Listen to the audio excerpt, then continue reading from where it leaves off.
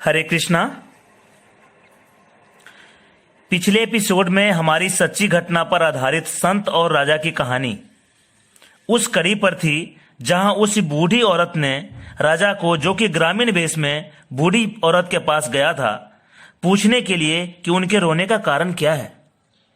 तो उस बूढ़ी औरत ने बताया कि इस राज्य का जो राजा है उसका परसों शाम ठीक 7 बजे मृत्यु हो जाएगा।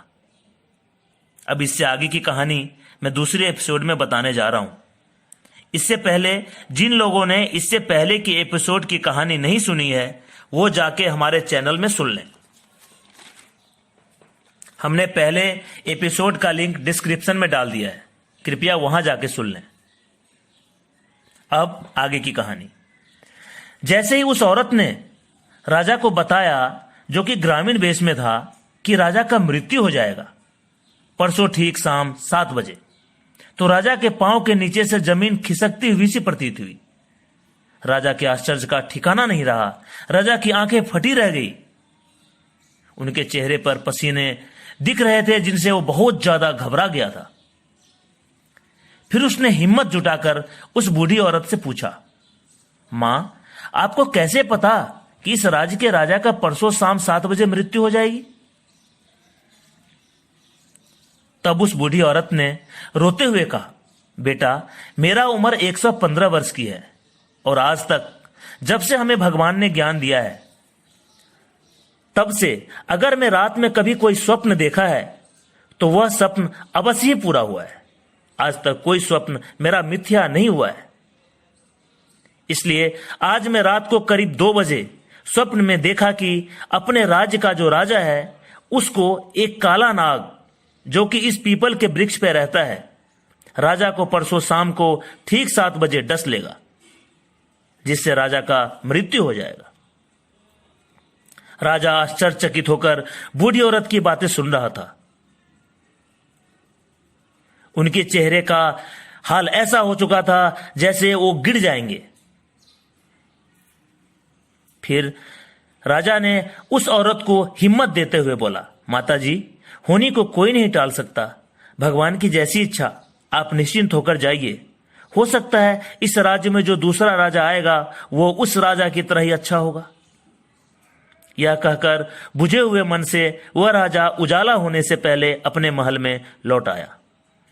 उसके चेहरे पर पसीने के बूंद साफ दिख रहे थे, जबकि वह सर्दी का मौसम था। राजा अपने शयन कक्ष में, जहां उसकी रानी सो रही थी, हांफते हुए सोफे पर बैठ गया।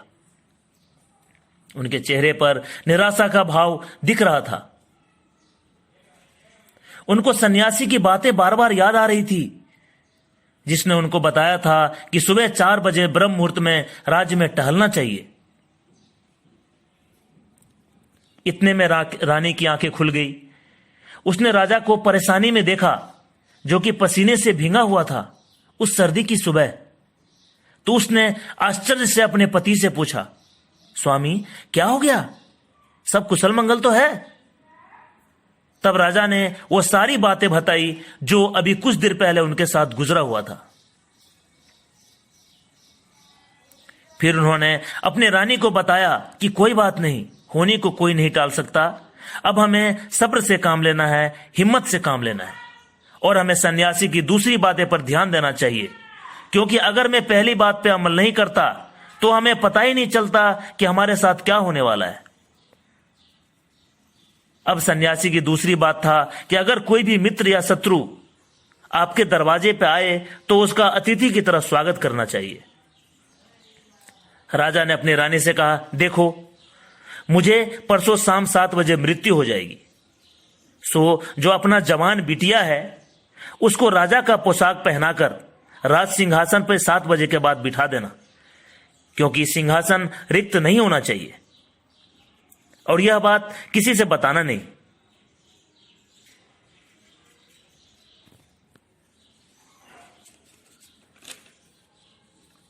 फिर राजा ने अपने सिपाहियों से आदेश दिया कि महल से कुछ दूरी पर जो घने पीपल का वृक्ष है वहां से लेकर कर और हमारे गेट तक फूलों का रास्ता बनाया जाए और जगह जगह दूध और लावा कटोरी में रख दिया जाए, क्योंकि हमारा मेहमान आने वाला है। सिपाहियों ने राजा की आज्ञा का पालन किया और उनके आदेशानुसार उन्होंने फूल का रास्ता बना दिया, फूलों का सेज बना दिया, पीपल वृक्ष से लेकर महल तक खाने पीने का इंतजाम कर दिया। और फिर राजा ने अपने सिपाहियों को आदेश दिया कि कोई भी नागरिक या कोई अन्य व्यक्ति पीपल के वृक्ष से लेकर कर हमारे महल तक दूर दूर तक नहीं दिखना चाहिए, क्योंकि हमारा मेहमान आने वाला है, जैसा कि सन्यासी ने कहा था। अगर दुश्मन भी है तो अतिथि की तरह उनका सत्कार करना चाहिए। और राजा उस दिन, जिस दिन के लिए बूढ़ी औरत ने उनको कहा था, वह ठीक शाम को 6:50 पे अपने महल के बाहर उसी रास्ते पर, जिस रास्ते पर फूलों का सेज बना हुआ था, एक चारपाई पे लेट गया और अपना हाथ नीचे जमीन पे लटका दिया, जिससे उनका जो अतिथि सांप है उनको काट खाने में कोई दिक्कत न हो। और फिर वो दिन आ गया जिस दिन के लिए बूढ़ी औरत ने उस राजा को बताया था कि ठीक 6:55 पर काला नाग, जो कि करीब 11 फीट का था, अपना फन को फैलाता हुआ घने पीपल के वृक्ष से लहराता हुआ नीचे उतरा।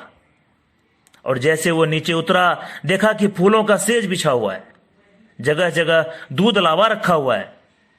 काला नाग फूलों के सेज पे चलता हुआ, दूध पीता हुआ, लावा खाता हुआ, लहराता हुआ राजा के महल की तरफ चला, जहां पे राजा चारपाई पे सोया हुआ था और अपना हाथ जमीन पे लटकाया हुआ था। सांप को आश्चर्य का ठिकाना नहीं रहा कि वह इंसान जिसकी मैं मृत्यु बनकर काट खाने के लिए आई हूं, इतना अतिथि की तरह स्वागत करेगा। तभी जैसे ही सांप ने राजा को काटने के लिए अपना फन बढ़ाया, तभी सांप को आकाशवाणी सुनाई दिया कि राजा का मृत्यु का समय निकल चुका है, आपने रास्ते में विलंब कर दिया, मृत्यु का समय से 10 सेकंड ज्यादा हो गया।